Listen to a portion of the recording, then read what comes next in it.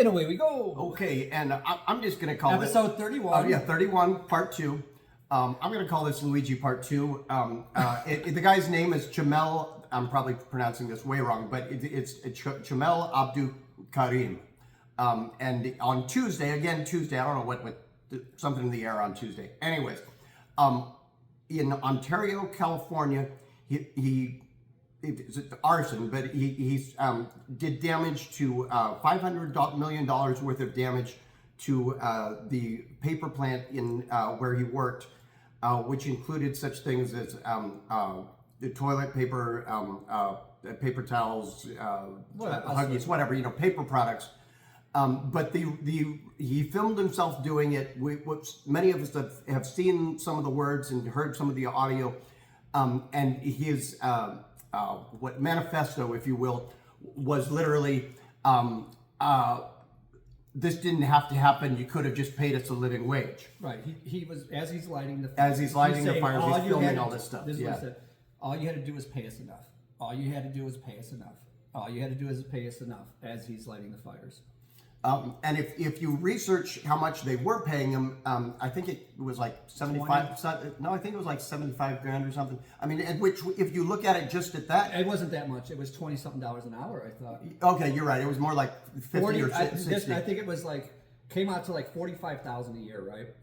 And just to pay his rent, right, and have a car and all those other things, you need about $75,000 a year. So he was roughly like $20-something thousand under the threshold of mere existence, which means you pay rent, you have a car, you eat food. Can't go out, can't do anything. He was $20,000 below that mark.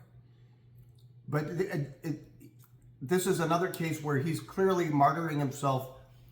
He basically handed himself over. I mean, we know what he did and who filmed did it. Yeah, he filmed it. And I'm just personally, I'm just surprised that it took this long for another incident of this nature to happen. Right, and it was over a year ago that Luigi happened. Yeah. Well, and now that, I don't know if that was over a year ago that happened, but this is what I said over a year ago. This is what we both said. Right. This shit's going to start happening, and it's going to get more and more frequent. And then I'm not surprised it doesn't happen more often, and that people are at their wits' end. And this is end stage capitalism, and people are just sick and tired, and they're done.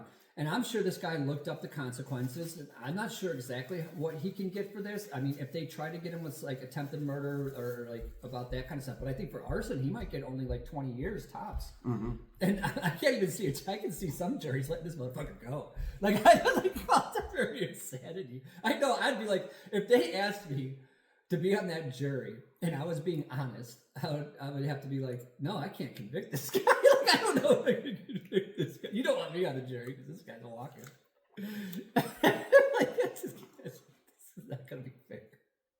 I don't know. I mean, maybe I can be fair about it, but Jesus Christ. Obviously, the guy did something wrong, and you can't be doing that. But still, this shit is going to fucking... This is not the end of this shit. No. And politically speaking... those of you who are like, oh, violence isn't the answer, and well, we need to do X, Y, and Z politically. Okay, let's look at two things. First, on the right, nobody is doing anything to fix the problem that this guy was trying to point out. Like, nobody, period. And on the left, there are people saying the same thing, but there are too many people blocking other people on the left from actually doing anything about it. Right. So, I mean... Look, the neocons... and the neoliberals, since the 80s, created this fucking mess. And a lot of what the neoliberals did contributed to this. That's not to say there weren't progressives along the way who tried, but were constantly hamstrung. There have been. And that's not to say that the both sides are equal. I hate that fucking argument. I think it's the dumbest shit I've ever heard.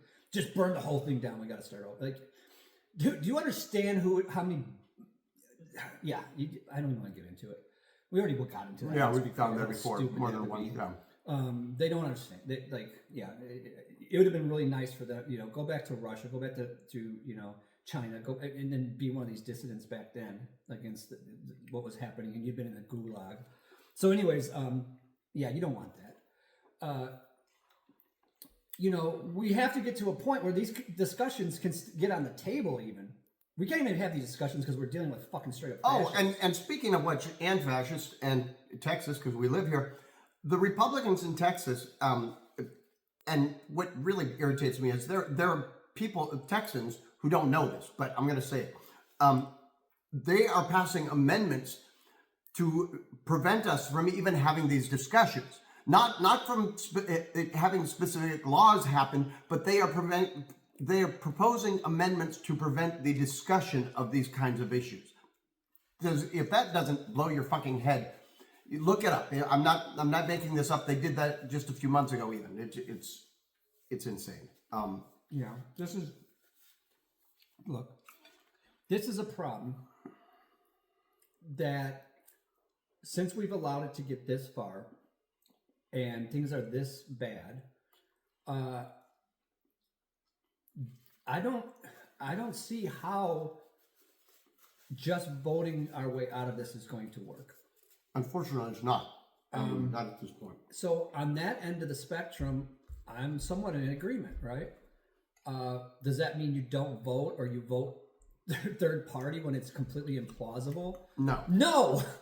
That's not what that means. It means in addition to voting, not instead of, not erasing voting. Burn it all to the ground, because the most vulnerable of our population will be the first to go. Probably not you and your fucking little ivory tower talking this shit. Some white liberal 20-something-year-old. Shut the hell up. You're not the first.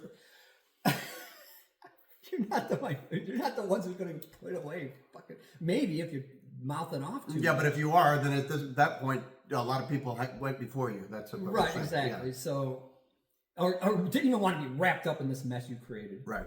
Because now they're going to crack down, and yeah, they're not only going to crack down on you, they're going to crack down on everybody else because you fucking went about it the wrong way. So yeah, and who are you going to back doing this shit? Another fucking fascist, because that's the only kind of person who would fucking grab a bunch of fucking weapons and go to town. So yeah, not a good idea, I don't think. But it is certain types of resistance that might appear a little extreme on the surface. Have to happen, probably. We're not condoning anything. We're not condoning anything. I don't know that we stated it, so let me just state it directly. The point of this, and Luigi, and probably some other things that I'm not remembering, is to get people aware of the issue and get people talking about the issue so that hopefully something is done about the issue. So if nothing else happens, please don't stop talking about it. Because look, bring it up, make us awareness, and says these are the things that happen. Not condoning, just saying this is what happens, and these things can be effective. They have been in the past. Look at all the strikes and things that happened in the late 1800s before, at the end, during the Industrial Revolution, just to get some basic rights, 8-hour workday, all those other things. People died. There were gun battles, strikes. It got very violent. Read about this shit. They don't even teach it here in Texas, probably. The only reason we have fucking 8-hour workdays and overtime and any of this shit is because of socialism, because of people literally called themselves socialists and anarchists who fought and died to get that shit for you. That was anti-capitalism. This country was... Look, capitalism did not make this country great, contrary to popular thought and opinion. That is not what made this country great. It's what made it a fucking hellhole for the vast, vast, vast majority of people in this country. The only thing, and I've said it, I don't know how many fucking episodes, it was a democratic socialism of the 1930s to the 70s that made some people a middle class if you were white. That's it. And then when they tried to extend it to the minorities and women, then everything went back to where it was. Oh, and speaking of overtime, and I'm becoming super aware of this, going back into the workforce myself, is what's happening now. It's not that people are getting paid overtime or no tax on their overtime or whatever. It's that companies are turning around and saying, we are going to do everything in our power to make sure that, you can have your 40 hours, but you better not go over those 40 hours. We are not paying overtime, period. So overtime, are they required to pay for it if you work it? Yes. But they're trying to make sure that you don't work it so you don't get paid for it. Right. Or this is the catch. This is the catch. You have certain requirements to get your job done or certain tasks to complete. You might have to work over the 4 hours, but guess what? You can't report it. But then they'll just say, oh, you didn't do your job and fucking fire you and hire somebody else who will do it without getting paid. Right. That's what they're going to do. You watch. Well, yeah. I mean, literally, what I just signed, and I'm not going to mention who I'm working for or whatever, but it's bizarre how explicit unless you're in a position where you can't work outside. Yeah, where they literally are like, we want you to work your 40, but if you go over, you're going to be in trouble. Yeah. But if you go over and you don't report it, you're going to be in trouble. So you can't work off the clock. Right, but then you can say you're not being as efficient as you need. Yeah, it's wild.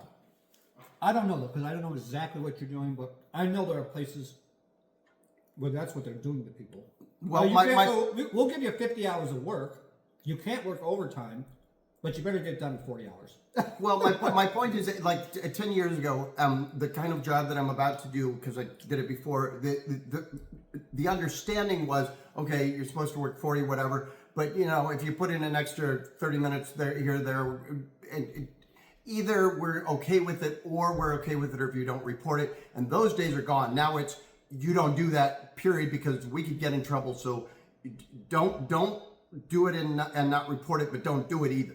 Right. It's and super strict. It gets so nutty too, because it's like, oh, we got these deadlines and we got to make these markers, we got to do this and this, and it's like, but you can't work overtime.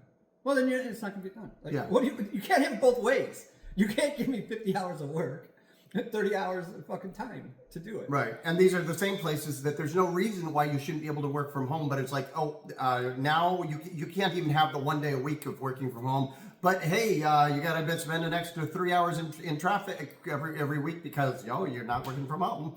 Yeah, it's that another do with productivity. But I'm going to just wrap this up with one last comment on all this. So when you take a look at this, right, and I think, this is self-reported or something like that, but nearly 70% of Americans right now are saying that they can't make enough money to simply live. They cannot save money in the bank. They can't keep a few paychecks away from just, completely going into debt or poverty or in the street even, right? So that's the vast, vast majority of this country. Now, one thing I think that you mentioned, I don't know if you brought it up exactly, but this guy who did that breakdown of the amount of money that guy made compared to what the cost of living was in that area of California, just to basically survive. That's like probably not ultimate poverty level, but poverty, low middle class or lower class. Having a car, not the best car. Having an apartment, not the best apartment, right. etc. Surviving. Yeah, surviving. And maybe you have Netflix if you're lucky and Spotify, but to pacify yourself from your hellhole existence because you can't go out and do anything else. So